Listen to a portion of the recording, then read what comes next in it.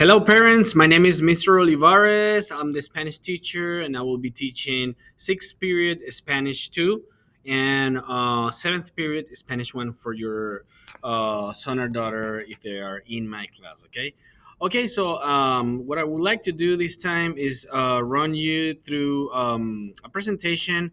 Since I'm not going to be here, let me time myself for under 10 minutes to see to give you an overview for back to school night. Welcome, bienvenidos, okay?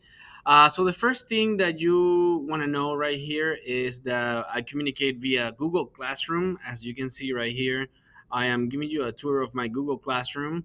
And Google Classroom is composed of a streaming page where I share information, like, for example, all the information, the vocabulary that we are seeing shows right here in large print. Some activities related to the vocabulary that we are learning right now are also found right here. And I usually, this is the streaming page, so I move things up and down, requiring, or as I go over the day, I switch the priority of the post that I have right here. But usually, everything that is close to the top is the most important thing that you can find. Right here, students can also see due dates for assignments that I post on Google Classroom. They are named conveniently as classwork. Classwork, they can see, oh, this is classwork. If they read something as homework, then it's homework. But if it is classwork, and one thing I wanted to let you know that the due dates are not set in stone. These are just estimates for when I collect assignments, right? Then from here, we will go and move on to the section of classwork up here. And this is where assignments will be placed. It is important to see right here on the left side topics. On topics, you can find classwork, you can find interactive notes that we take online. Biblioteca, that's our virtual library, and we have a syllabus right here. If you click on syllabus, it will show you two different things. On the bottom part, you can see the syllabus for the classrooms, and you can see if you move a little bit higher up, these are the topics that we're going to be covering for Spanish 1 mainly, because the topics on Spanish 2 I will show in a second. But if you go over the syllabus very quickly, I just want to give you a quick overview of this. This class, both Spanish 1 and Spanish 2, are high school level classes. That means that for completing the whole year, you get half semester for half a credit and a half a credit for the end of the school year. So it's one credit for a foreign language class, which will count towards high school. So if you complete Spanish 1, you will get 1 year of foreign language. If you complete Spanish 2, you will get 1 year of foreign language, right? So that is what I summarized right here is a high school level class. I expect the students to take this class seriously, as it will be rigorous, and they need to be you know, on point and timely for all assignments, and they need to be able to uh, request any support when needed, right? Um, I work at two different schools. I also work at Lakeside Middle School, and this is my sixth year teaching Spanish. I've had the last year very, very good results with my program, the system that I use for teaching Spanish. Some students were learning Spanish for the first time, felt very confident at the end of 1 year. Students who already knew Spanish, but were not so confident speaking Spanish, they started speaking a little bit more. So I expect great results and this year, and I definitely expect your feedback at the end of the school year if you notice any positive changes on your son or your daughter, right? Passing right here is going to be with a C or better. And this is how I have grading for my class. As you can see right here, uh, a C is anywhere between 50 and 70%.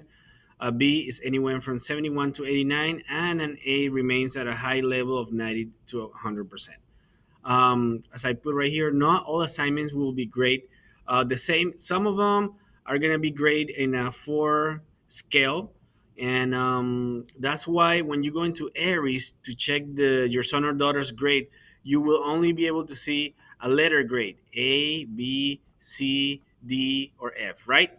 And if you want to have an idea of what that means, you can refer to the syllabus and figure out. The students can always tell me, "Oh, Mr. Olivares, where am I exactly?" They will have to come to me and ask me if they want to find out their exact percentage. I do this because I grade some assignments with different point scores, and there's a rubric. There's a paper that explains what does it actually mean when it comes to scores, right?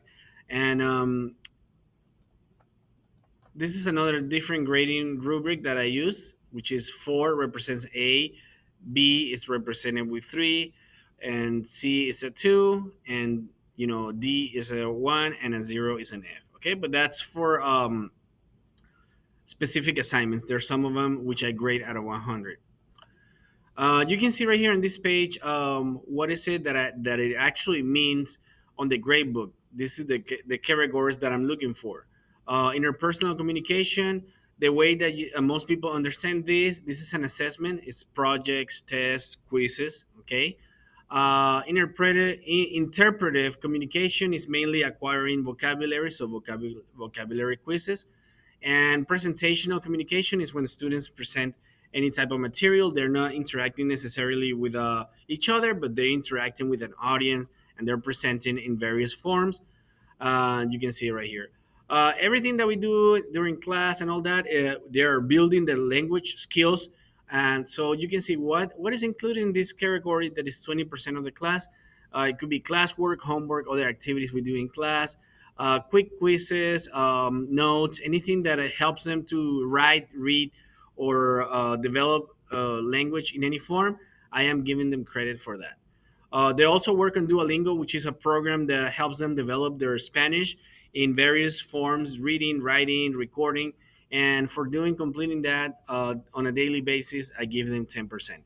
Finally, their midterm is going to be worth 10% of their grade. If you have any questions on this, please give me a call, or I'm sorry, send me an email and we can schedule a call.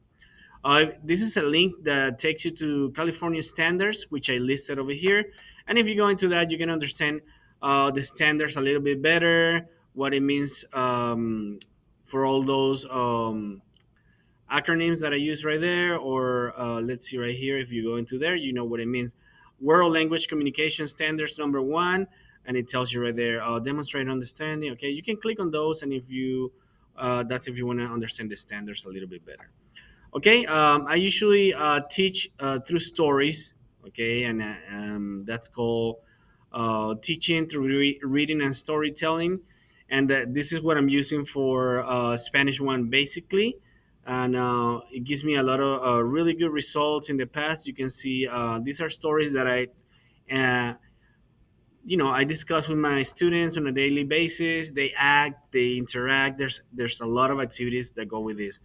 Um, with my Spanish too, I do go into a little more advanced level of Spanish that is more academic, and we use a textbook like this. It's an interactive textbook.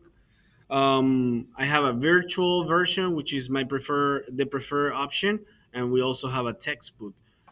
Students can go right here, and now what I tell them right here is to usually go into assignment calendar, and they can see what was posted from the textbook, the activities that we did on the day. Some activities are done on the textbook right here. Other activities are done on Google Classroom directly, and are found in the section of classwork, where they can see, classwork activity, and it will be labeled in the gradebook either as classwork activity, or it would be VHL activities, or it would be a presentation. You will be able to find on the gradebook what it is that I posted. All right, guys. Thank you so much for watching this video. And if you have any question, be sure to send me an email. My email is also found on the syllabus at the very top on page 1, dolivares@valverde.edu. And, I'll get in touch with you. Thank you so much for coming out here. I expect to have a great year, and looking forward to being your son or daughter's teacher. Adios. Let's see if I can stop.